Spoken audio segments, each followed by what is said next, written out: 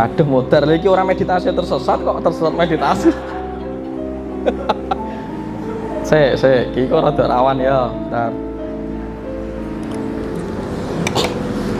Iya, ini ya aku gak ngomong satu. Sing nekone tersesat jenengan lo ya. Jadi saya cuma ngomong bahwa jagat alam kita itu terdiri dari 7 lapis tingkat kesadaran dan tingkat perangkat. Ya, ada bahasa Sanskerta ngomongnya anomaya kosa, pranomaya terserah, pakai artikulasi mana pun boleh. Wong Islam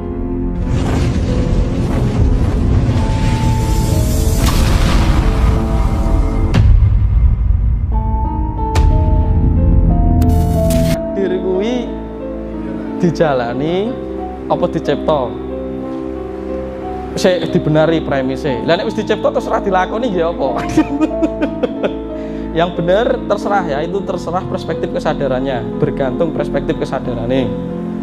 Kalau ada orang yang masih nyaman bahwa takdir itu adalah dilakoni dan itu sudah garisnya urip, monggo, gitu, monggo boleh. Kalau nyamannya itu nanti nek tak kasih tahu malah terganggu. Atau nek aku dia mengembangkan ada perspektif orang takdir itu bisa dicipta dari diri kita, monggo. Intinya hanya mengajarkan orang itu kepada madep mantep dulu. Mantepnya apa itu dulu yang dilakoni, tidak usah terlalu ngoyo, nanti akan berubah sendiri alon-alon.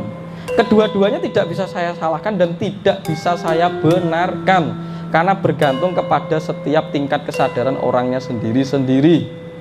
Gusti itu rano salah bener, salah dan bener itu cuma ilusi. Gusti itu manunggal, elek apik kuwi dadi siji, jangan dipisah-pisahkan. Kira-kira begitu ya. Terus apa mau? Oh, aduh modar lagi orang meditasi tersesat kok tersesat meditasi.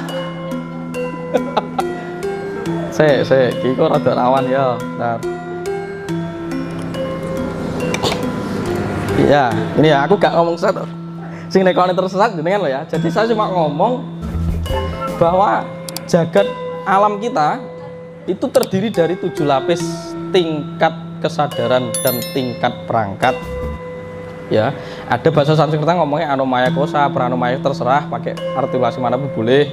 Wong Islam enek sing ngarani alam wahdat, akadiyat terus boleh. Tapi saya pakai bahasa yang milenial ya. Jadi kesadaran tubuh kita yang pertama itu kesadaran fisik, kedua eterik, astral, ketiga eterik, keempat mental, kelima spiritual, keenam kosmik, ketujuh nirvanik. Nah ini juga akan mempengaruhi sikap tingkah tangguh seseorang. Nah ini tadi saya tak jelaskan dari Punggawa, Satrio, Satrio Pinandito, Satrio Pinandito, Ratu, Begawan, gitu kira-kira gitu ya. Ini ditakar di dalam tingkatan kesadaran hierarki manusia. Masih ada orang yang mempercayai tingkat kesadaran kulit boleh orang Islam memaham sebagai syariat. Akhirnya dia butuh rule atau aturan yang dibuat atau distandarisasi untuk kepentingan proses. Ya, jadi orang kena disalahkan. Yang kedua nanti dia akan mulai memasuki fase namanya astral. Itu tubuh uap. Berarti ketika dia sudah mulai masuk di tubuh astral itu bisa jadi dia mulai melihat asap gitu ya. Terus kadang dulu awake dhewe iku gampang merinding-merinding itu karena dia sudah berkaitan dengan tubuh astral, memiliki kemampuan masuk di medan astral. Jadi meditasi terus kok merinding-merinding ya kan dang-dang enek demit teko. Lah itu kan konsepsi pikiran karena dia sudah mendapat informasi bahwa demit itu mengerikan gitu kan. Akhirnya merinding itu sebenarnya adalah fungsi astralnya bekerja karena sudah dapat informasi bahwa hantu itu mengerikan, modar dia nggak melanjutkan meditasi nih. Itu mungkin tersesat step pertama. Karena sesat pola pikir, sudah mendapat program, ya. Makanya jangan menyalahkan para guru zaman dulu, para wong pini sepuh. Itu zaman biyen gak didudi dhisik, penting lakonono sik kan gitu toh. Itu kan juga bijak. Tapi artikulasi itu terkadang sudah tidak harus dibutuhkan di era zaman saiki. Di era globalisasi serba pengetahuan tersebar sangat luas, kita harus benar-benar menandingi pengetahuan yang sangat banjir secara drastis ini. Nek enggak nanti nalare ciloko, karena bumi manusia sekarang sudah memadat. Nek randang didandani pola nalare berbahaya. Makanya boleh melakukan dari ranah luar terus akhirnya dibawa ke dalam. Kalau dulu ke dalam keluar, gitu kan kira-kira gitu kan. Nah nanti masuk di alam eterik. Nah itu tubuh nyawa, itu tubuh listrik, ya. Jadi di dalam alam eterik ini biasanya jadi enek orang pas meditasi duduk merasa dia geringgingan gitu kan. terus kepenet gitu kok aku anek sing terus diomongin aku diencok ya apa kan gitu, aku kena pengikutnya salah kaprah meneh. Jadi itu sebenarnya fenomena kelistrikan Anda sedang bekerja untuk mengurai darah yang memejal, daging yang memadat, karena struktur tubuh kita itu kan sudah banyak difungsikan, akhirnya mengendap, akhirnya menjadi kekakuan otot, ini bahasa medisnya. Maka terkait ada kecemet apa ya gak apa-apa dipijeti oleh tubuh eterikmu sendiri gitu ya. Nah itu wajib disalahkan karena dapat info nek bahwa iki meditasi ning isor ruwet iki mbiyen digoni ndruwo dan lain sebagainya, terus mikir ketempokan ndruwo abot kayak gendong ndruwo iki kira-kira begitu. Padahal itu hanya fenomena tubuh eterik. Gitu ya. Berarti ini sesat level 2. Salahnya yang salah berpikir lagi itu, salah menggunakan prasangkanya lagi. Baru level 4. Nggih, itu alam mental. Nah, ini sering terjadi. Alam mental itu alam untuk memvisualisasikan bentuk rupa ya, dan bentuk-bentuk bidang, bentuk garis, bentuk ruang, alam ruang. Ini alam ruang. Maka terkadang meditasi ketemu cahaya, ketemu sosok berjenggot, ketemu Nyi Loro Kidul, ketemu mbahmu, ketemu sosok berudeng, ketemu sosok wes macam-macam, ketemu Dewa Cikung, wes tergantung informasi yang dia dapat. Enak sing ketemu Kuan Im, enak sing ketemu Kuan Kong, banyak. Itu alam mental. Data memori yang dipersonifikasikan dari apa? Memori panca indera yang pernah diserap dari waktu ke waktu, termasuk saat dikandung ibu. Ibumu kulino diceritani demit aja bentuk ning jabang bayine, akhirnya alam bawah sadar bayine isine demit tok. Akhirnya mergo ibune ceritane zamane mbahe terus akhirnya bayine iki isine mbahe tok. Personifikasi mbahnya tok. Akhirnya ketemu nggo jare, aku mau ketemu ning wong nggo jare di dalam meditasi. Ya boleh. Tapi Anda tidak boleh melekat ke situ. Engko ndak meledu-meledu. Yang meledu adalah diri Anda sendiri. Anda akhirnya mencipta aku kok oleh dawuh ya. Aku ketemu Mas Tunjung dalam meditasi, aku kan jegur sumur lah cilokoi, adalah orang ngongkon gitu ya. Dan akhirnya dia masuk sumur malah celaka kan gitu. Nah ini yang hati-hati.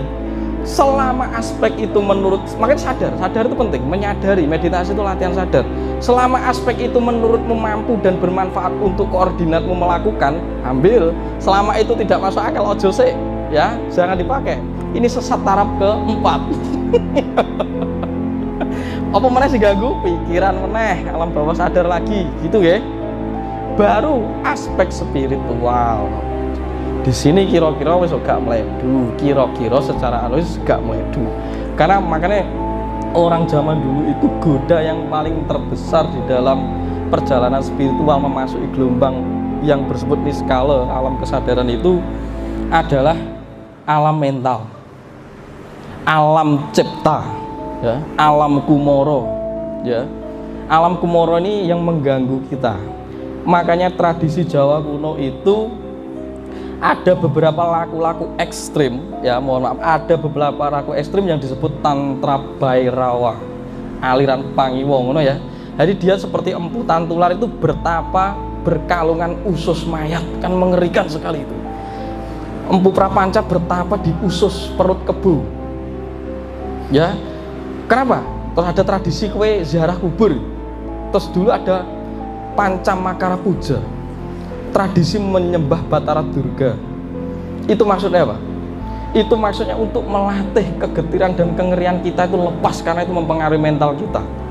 Kita menyadari bahwa kita juga terkandung unsur yang menjijikan, unsur yang ngeri, yang mengganggu panca indera sendiri. Ketika kamu belum bisa melampaui gangguan panca indera kok mambu banger, bingung mambu sing gak bener, bingung delok rupa yang tidak sesuai dengan standar pikiranmu, bingung lihat darah, takut dan lain sebagainya, itu berarti ada masalah di alam bawah sadarmu. Kamu mendapat sesuatu yang masih getir dan luka batin yang parah. Makanya delok wong kena getih ngeri, delok apa-apa ngeri, ini dilampaui semua. Karena sejatinya kita harus berhijrah dari alam itu. Kira-kira begitu. Nah, di kuburan tradisi ini masih dipakai. Ziarah gitu loh, ziarah makam gitu. Nah, sebenarnya orang yang bertapa di kuburan itu coba sirik-sirik, dia tidak memuja hantu dan demit, dia melatih mental. Makanya mbah-mbah kita itu nengisor uwit, di dalam sungai, di dalam gua yang angker, di dalam gua sing katanya ada siluman harimaunya, malah ditekani. Karena itu untuk menggempur aspek mental. Seorang pendekar itu nek urung lulus juga sabuk ning kuburan belum disahkan jadi pendekar. Karena apa? Mental harus mateng. Mental yang mateng tidak mengganggu kesadaran, rasa, dan berpikir. Nek arep perang akhirnya titis, roh musuhnya arep manah gak kelewat. Lah pas arep manah musuhnya, terus kita dipanah kok malah ulodi dhek mlayu ora sida gitu. Perangnya dia kalah. Kira-kira begitu. Jadi alam mental ini alam yang harus benar-benar ditransendensikan, dilebur kita tenanan, harus ditangani. Dari setiap kita ini loro mental, makanya enek psikolog. Psikolog akhirnya mendirikan psikolog dan psikiater itu untuk membantu wong-wong sing loro mental. Karena ternyata kita itu tersesat di alam mental kita sendiri. Kira-kira begitu ya Mas Indra. Baru nanti masuk di alam spiritual. Alam spiritualnya alam sadar penuh. Malah orang yang ngopo-opo. Di situ alam kesukacitaan, alam ayem tentrem yang tidak bisa diartikulasikan, pengalaman intim. Makanya dilambangnya sebagaimana kamu seperti seks yang nikmatnya tiada tara. Aku ya maksudnya kuwi jangan disalahpahami ya. Kira-kira begitu. Baru nanti ketika sudah berhijrah itu ada transendensi lebur kepada memori kosmik. Karena dirimu juga terbentuk dari panca mahabhuta. Geni balik ning geni, banyu balik ning banyu, lemah balik ning lemah, kembalikan semua memori itu dan melebur. Akhirnya nirvanik, suwung, hamengku ono. Tidak menjadi masku mambang. Kamu menjadi sesuatu yang belum terjadi sebelum kama petak dan kama putih, kama bang bertemu. Jadi mas kumambang hilang lenyap seperti murni gadis perawan ibu murahnya isi nopo wetenge. Kira-kira begitu. Dari ora ono jadi ada terus kembali ke tiada. Wes, itu ya kira-kira. Nek enek sing kurang paham tekok meneh. Kira-kira tak kutah nek kabeh ora ngurus. Karepmu engko kowe mudeng apa ora terserah, nanti cari guru yang lain nek ora mudeng. Oh yo. Sik nyapo nabi iki kok lanang ngene ya. Sik iki tradisi apa sik? Nek tradisine Nasrani nek wedoke nabine. Wah, kowe kurang maca literatur. Gini ya. Jadi fenomena kenabian itu kan pada waktu itu harus menurut saya itu kita lihat sejarah ya, bukan aspek untuk merendahkan satu sisi ajaran dan lain sebagainya, tidak, kita sengkuyung bareng-bareng karena ini bahan untuk melengkapi perjalanan kita, menambah konsepsi kita bahwa memang tradisi Nabi di ranah negara sana gitu ya, saya tidak sebut mereknya, itu secara tradisi memang disesuaikan dengan orang-orang yang dianggap memiliki gift ya, orang-orang yang dianggap membeda dari ranah standar moralitas dari standar umum, standar kolektif. Nah orang-orang yang diberi gift ini atau diberi nubuat atau diberi mukjizat itu dianggap atau dikasih tanda di dalam kitab dia adalah nabi. Lah nabi itu orang yang dianggap memiliki kelebihan, tapi tidak diwajibkan untuk menularkan dan memberi wawasan terhadap orang lain. Yang digunakan untuk memberi wawasan dan menularkan orang lain itu ditambahi lagi dari nabi menjadi rasul. Nah rasul itu memang harus wajib menyampaikan wawasan untuk mengubah perspektif orang lain. Dengan bahasa filosofinya adalah mencahayai sekelilingnya kan gitu, menunjukkan ke jalan cahaya.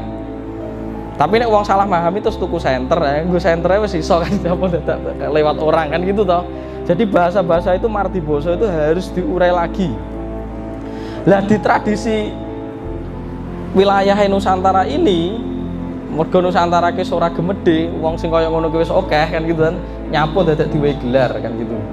Cuma orang Nusantara hanya mengasih tingkatan dari taraf kesadaran rendah sampai kesadaran atas. Ya situ kesadaran rendah ya Punggawa, Satrio, Satrio Pinandito, Pinandito, Ratu, Begawan atau Resi. Ini diukur dari tingkat kesadarannya. Jadi terus dipahami di era bahasa Jawa modern, enek wong sing kedulungan kawruh atau kalinuwihan, itu ada yang boleh mewedarkan seperti saya, ada yang tugasnya hanya untuk dirinya sendiri. Tugasnya hanya untuk tetulung, untuk nyuwuk, tidak untuk mengasih tahu arah menemukan diri. Ini malah sesat nanti. Kira-kira begitu. Kira-kira gitu, oke? Jadi itu hanya perbedaan tradisi mas, perbedaan tradisi. Nyapo kok lanang, ya dari konsep Linggayoni nek wong lanang kan tetap wong kekeh, kukuh dan berdiri tegak, tidak mudah goyah seperti perempuan. Tapi nek perempuan wong lanang ya goyah ciloko. Jadi kalau perempuan itu makhluk berperasaan, itu mudah goyah. Walaupun zaman dulu memang ada gift bagi perempuan, tapi perempuan karena waktu itu dipandang sangat rendah, dijadikan kaum budak, maka tidak dinabikan. Kecuali ada tradisi tertentu di Nasrani ada nabi perempuan, itu mungkin sudah memenuhi persetujuan dan rapat dan mengadministrasikan bahwa perempuan boleh diangkat. Nek saiki kowe nyebutnya emansipasi wanita gitu. Kira-kira begitu, baru boleh wanita dikasih kenabian. Karena pertimbangan itu mungkin karena dianggap wanita itu makhluk yang kecenderungan menggunakan perasaan dan mudah goyah. Jadi yang dikasih gelar nabi itu lanang, karena nabi pada waktu itu diajak urusan untuk kepentingan kekuasaan dan perkembangan politik, untuk mendirikan sebuah dinasti, klan dan lain sebagainya. Kira-kira begitu. Nggih. Engko nek kurang maca dhewe. Kira-kira ngono.